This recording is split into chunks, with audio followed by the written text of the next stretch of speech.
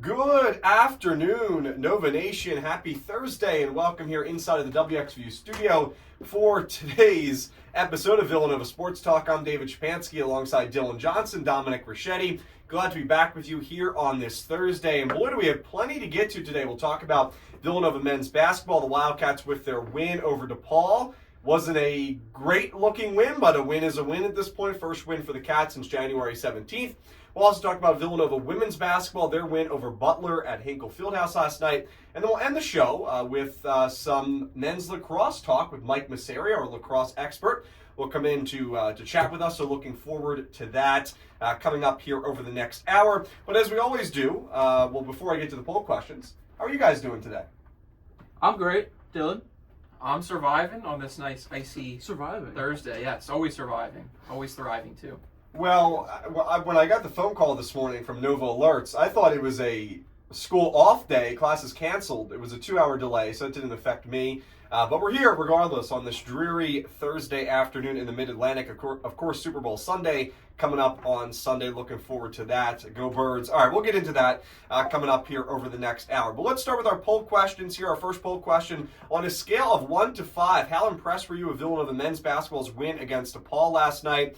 Were you 5/4 extremely impressed, 3, 2, or 1 not impressed at all? Poll question number 2. Again, you can vote on my Twitter at WXVU David S. Who was the player of the game for Villanova men's basketball last night? Eric Dixon, Jordan Longino, Wooga Poplar, or Tyler Perkins? Poll question number 3. What player has impressed you the most for Villanova men's basketball recently? Jordan Dumont, Josiah Mosley, Tyler Perkins, or Chris Parker? Poll question number 4. What will be the final result of Villanova men's basketball versus Xavier on Sunday? Villanova wins by 1 to 6 points. Villanova wins by 7+ points. Xavier wins by 1 to 4 points, or Xavier wins by 5+ points.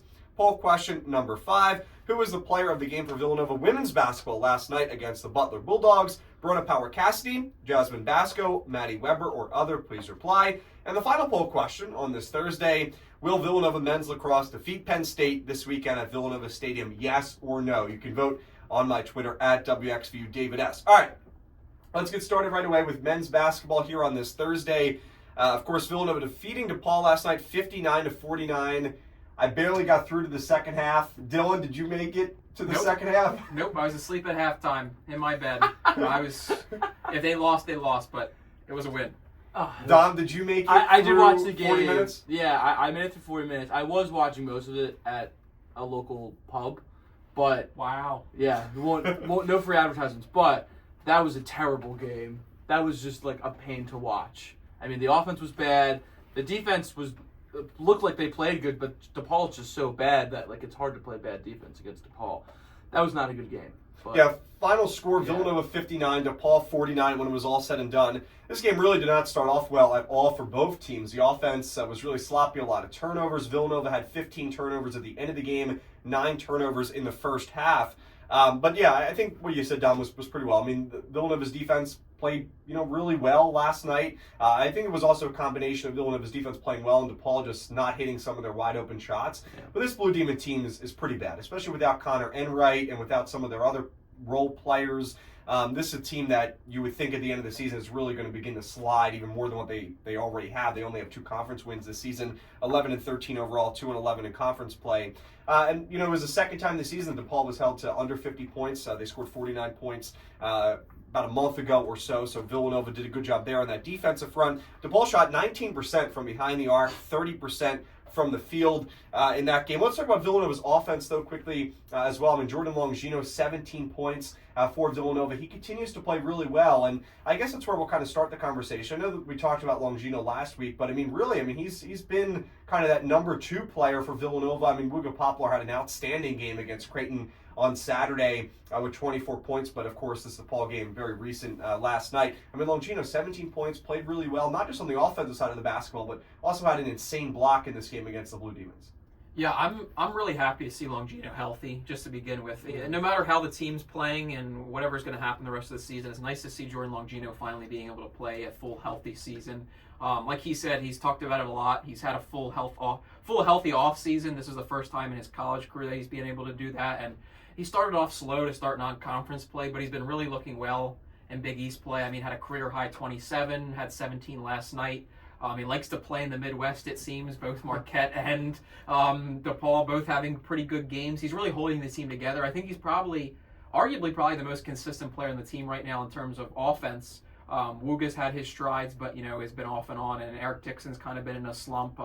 Not really Eric Dixon's fault. Also, the defenses are starting to figure out how to limit Eric Dixon, especially since Dixon's output is so high that just stopping 6 or 7 points from Dixon can completely change a game, like last night. But I really like how Longino's playing. He's averaging 17 points over his last 6 games. I'm really proud of him and happy that he's healthy. Yeah, I think Dylan brings up a lot of good points. I mean, this season, especially over the course of the past 2 months or so, it feels like Jordan Longino has been very consistent for the Wildcats. And one thing that you kind of don't realize is he's playing 35 to 40 minutes every night too, right? I mean, he's playing most of the game for Villanova, which is just so key to have his experience, his leadership out there, his ability to not only guard all 5 positions but bring up the basketball if he needs to. He really has come into his own over the course of 4 years here at Villanova, especially missing so much time over the first 3 with injuries and other problems going on too. So it is really nice to see him to not only play 40 minutes a game, but also be able to score the basketball at such a high rate. He started off the season a little bit slower, but really has picked it up when it mattered most. And Villanova, still trying to fight to be competitive in the Big East and fight for a good seed when the Big East tournament comes around. So a lot of respect to how his game has developed, not only this year, but over 4 years. And he still has a lot of Jay Wright in him, which is nice to see. The effort is still really much there. The hard defense is really there, which is always good to see. He's kind of the only player that still closes out, on the basketball court, on 3-point shooters, which is good to see. So, his scoring comes and goes, but, it's been pretty consistent over the past couple months. And then, he's playing 36, 39, 39, 35 minutes per game. He's just such a workhorse for this team. He's so, so important. Longino has scored at least 10 points in 8 of his last games. So really, I mean, as Dylan mentioned, Dom, you mentioned as well, really consistent scoring for Longino over the past month or so for the Wildcats. And I think as we kind of transition on, I mean, there's more that we could talk about in this game. I mean, the turnovers were obviously an issue for Villanova, 15 turnovers. And even though the Wildcats shot 46% from the field and from behind the arc, I mean, they just had so many turnovers in the beginning of that game. They weren't getting a whole lot of possessions.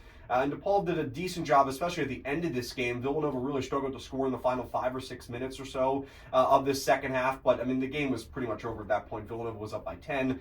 Don't want to say it was officially over, of course, but anything can happen. But Villanova struggled to score in those final couple minutes there in the Windy City. But I want to talk about, the path for Villanova, because obviously the March Madness hopes are not high right now, even with a quad 3 win against DePaul last night in Chicago.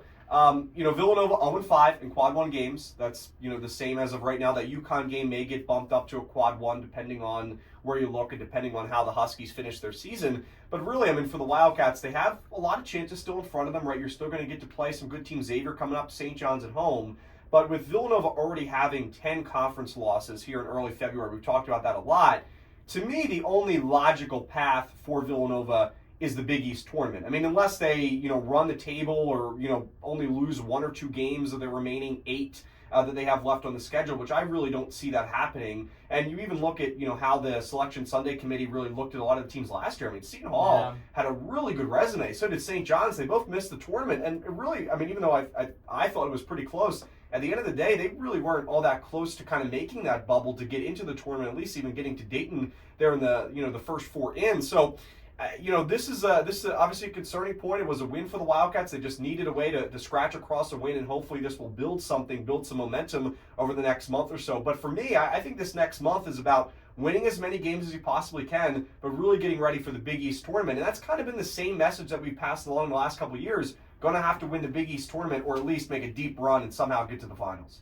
Yeah, I mean, you can't put Villanova, at least this season, they can't put their hopes in the committee to put them into the tournament. I think they have to put this into their own hands, and I really, like you said, Dave, the only way that I see Villanova making any kind of run in March is through the Big East tournament, winning the Big East tournament. It's the only possible way. I mean, you look at the schedule, luckily they have a lot of the stronger teams at home.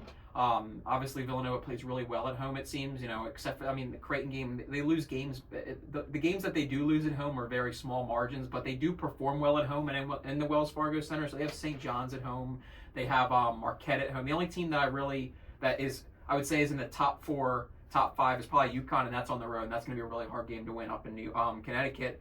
But like you said, I really think that looking at the rest of the schedule, the rest of the way, they really have to win the Big East tournament to make March Madness. But I really don't think that they should throw away the rest of the regular season. I think a lot of people say, oh, just worry about the tournament, or the all tournament's it, or the season's over. But I think winning some key games here puts them in a nice seed to possibly get a good position in the Big East tournament and make their path a little bit easier to try to find their way into the final night in Madison Square Garden.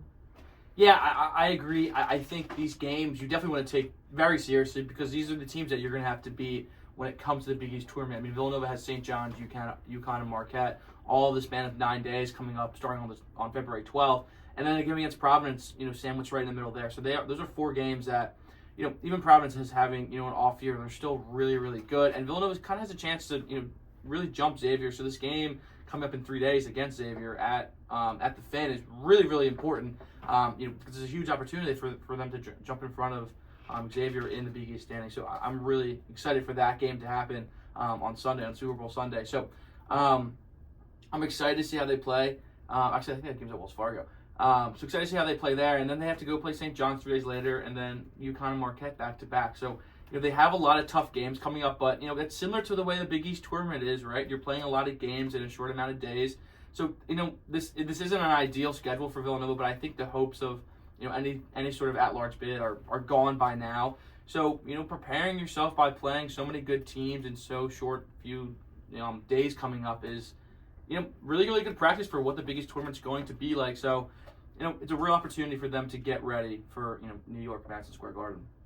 I think the at-large bid is over too. Yeah. I will say that if you beat UConn at Gamble, maybe you get, 2 or, you're able to somehow find ways against St. John's. Maybe you win one of the Xavier Marquette game. Maybe you get some type of favor. But, I mean, Villanova, they haven't proven that they can consistently string together wins against some of the top teams in the country over the past few years. And I don't think that's going to change over the next month, just by the snap of fingers and by the snap of, a win against DePaul last night in Chicago. And we can talk about, who is the favorite in the Big East. For me personally, I think it's, St. John's. I think a lot of people would agree with that right now. They're playing, tremendous basketball. It seems like they will not lose at Madison Square Garden, which is obviously concerning because the Big East tournament is at Madison Square Garden. And the environment that Coach Pitino has really built there, saw it in New York. Really, really strong. I want to talk about the bench situation for Villanova because I think it's getting a lot of conversation on social media. I think it's very interesting to talk about. Jordan Dumont has gotten some run over the past few minutes over the past few games for Villanova. He played a career high at over 10 minutes played on Saturday against Creighton. Played 5 minutes last night. Had 3 points in both of those games, knocking down a 3-pointer.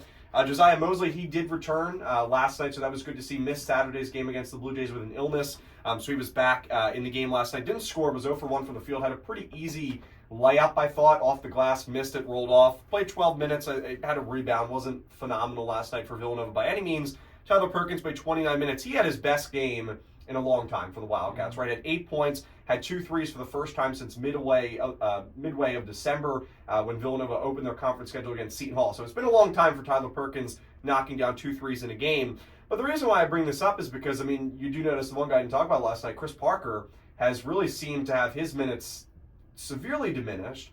He's played less than 10 minutes, I believe, in 3 of his last 4 games. He didn't play at all last night against DePaul. And I think that's concerning for Villanova because this was a guy that you were hoping would kind of be that 6th man, especially because the roster is going to change next year. You're going to have guys coming in, guys coming out. Of course, Dixon is out. You're going to need to find a way to create some sort of offense. And I think they were hoping that with a healthy year, right, he was injured, coming into camp this year, with a healthy season, with, a first season where he's going to get some minutes with Coach Neptune coming over from Alabama. Thought they were pretty hopeful on Chris Parker. To take him out of the rotation at the most important time of the season, I think is definitely surprising. And giving Jordan Dumont, a guy that really has not played college basketball a whole lot, was injured a lot last season, and was kind of him and Colin O'Toole getting the minutes when the game was blown out. And now all of a sudden, Jordan Dumont is getting a good amount of minutes. I don't want to say good amount of minutes, but some minutes in the stretch of the season that matters the most for Villanova. Yeah, I talked about it. I even asked Kyle Neptune about it at the Wells Fargo game when they played Creighton. He kind of came out with a new rotation. Obviously, Mosley was out that game, so you can't really look into it too much. But I thought it was interesting that without Mosley, he brought in Chris Parker as his first sub in the rotation, and that made me think that Chris Parker was going to be a big key for them without Mosley and going down the stretch the rest of the season. I really thought that Chris Parker was going to step up. And he's been playing really good defense. You look at the bench, they don't really score effectively. Unfortunately, I think to make deep runs into March Madness and deep runs into Big East, you need to have a bench that can at least play minutes and score well enough that you can give your starters rest. I think Villanova definitely struggles at the end of games because their bench lacks scoring ability, so they need to play their starters a lot more than they should. But that's a whole nother story. Talking about Chris Parker and the rest of the bench, I really think that Chris Parker was going to be the sleeper this season. I had him as my under-the-radar player of the year.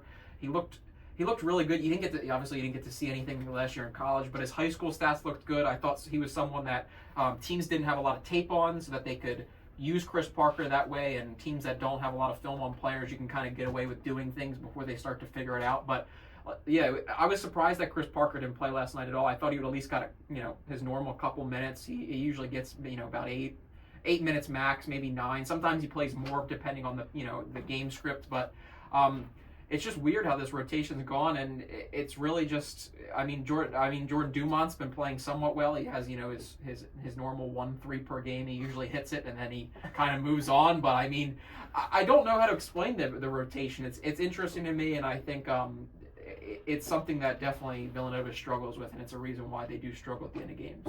To note, Parker had his best game of his college career to the state against DePaul at the Finn, had 11 points. So I agree with Dylan. I thought he would have at least played a little bit last night, but I know he was really struggling over the past few games. Yeah, I was surprised to sort of see Chris Parker really get his minutes slashed, especially because Villanova sort of lacks a really solid wing player, off the bench. Dumont kind of stepped up a little bit, but again, he's still young. I think he's still learning a lot. I wouldn't mind if Parker slides into that role. I thought he's been playing or was playing really well when he was getting consistent minutes. He's shown flashes of being able to score the basketball pretty well. David, you brought up that UConn game, or that DePaul game. I thought he played good against UConn in that win at the Fenner Pavilion back in January. So, he kind of fills in a good role of being a solid defender that can maybe get you a bucket or two when he plays his 10 minutes or so. But if it doesn't fit the script, I guess to Coach Neptune, then don't put him in there. But he kind of feels like he's the perfect guy to fit into that backup wing role that Villanova really, really lacks. But again, he might be still just adjusting to the system a little bit. But it had felt like at a point in time he was a good solution to some of the problems that Villanova had, and I think he does have a pretty bright future here. I'm interested to see how the offseason goes for him, and how he finds his role next year on this Villanova team that's going to look a lot different. So I think, even if he has a significant reduction in his minutes this year, I think he does have a pretty bright future in a Wildcats uniform. I'm interested to see how he grows as both a scorer and a defender, because he's so long that on defense he can really guard so many people well. I remember that UConn game, he sort of had that game-saving defensive possession where he was guarding whoever was taking the last shot for UConn. So he's shown really good flashes of being a solid college basketball player with the ability to score the basketball and defend. So I'm just interested to see how he develops over the course of the next few months and then into the offseason. But, I wouldn't be surprised if he finds his way back in, the bench rotation for the Wildcats, especially come Big East tournament when, you want to keep fresh legs out there all the time.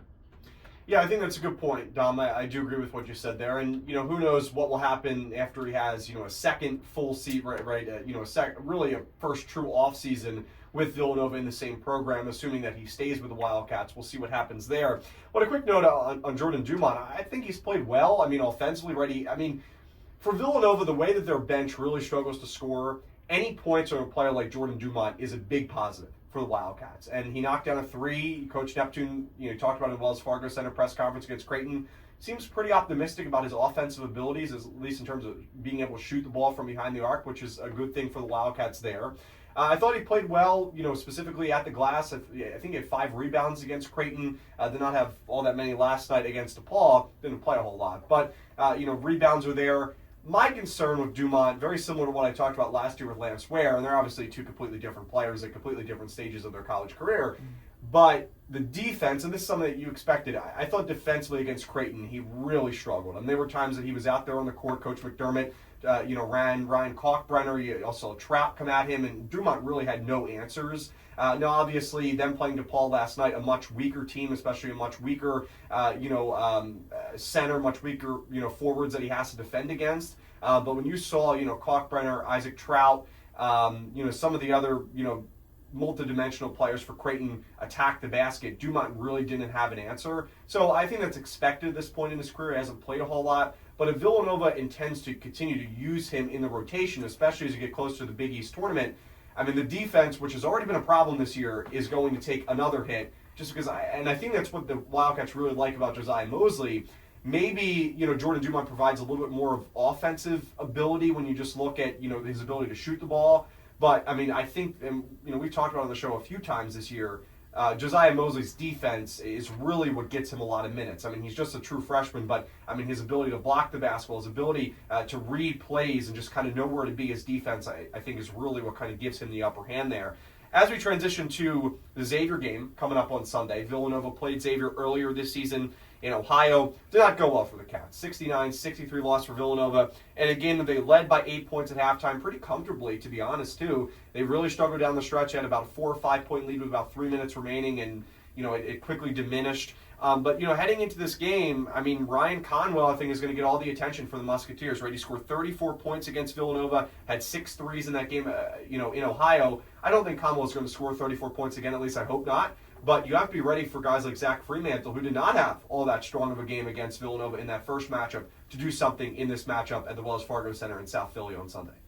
Yeah, I mean, the biggest thing about Xavier, though, obviously, you talk about Ryan Conwell, is also their three-point shooting.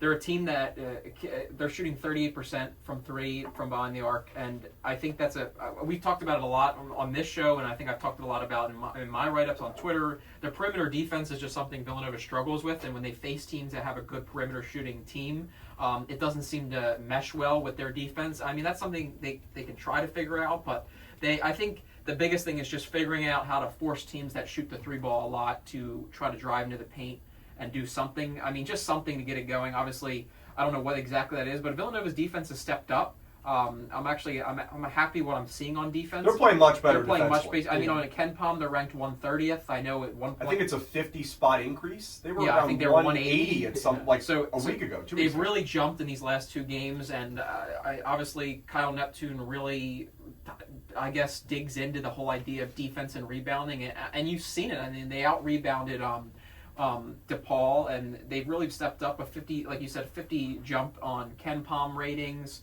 The defense is going to be a big thing that they're going to have to rely on down the stretch, especially if they want to beat teams like St. John's, who has, if not the best defense in the Big East. I mean, that team, what Rick Pitino does with that defense is something that I've never seen, and obviously I've watched a lot of Big East basketball over the last few years, and I really think Pitino has one of the best defensive mindsets in the country right now. So if you're going to play teams and your offense is going to struggle, Dixon's going to struggle to score points. Obviously, Villanova doesn't do well when Dixon isn't averaging 24, 25, or 26 in that range. When he scores below 20, they struggle to try to pull out wins. So they're going to have to rely on their defense, and I think that's the biggest thing they have to do against Xavier coming up here at the Wells Fargo Center is play good defense. Yeah, I mean, I think if they want to, not only beat Xavier and then beat St. John's, Providence, UConn, Marquette, in this really hard stretch of games they have coming up, I mean, the defense has to be fantastic, but so does the offense, right? The offense, I thought, hasn't been playing fantastic over the course of the past few weeks as well. They haven't broke that 80 mark since the DePaul game, really.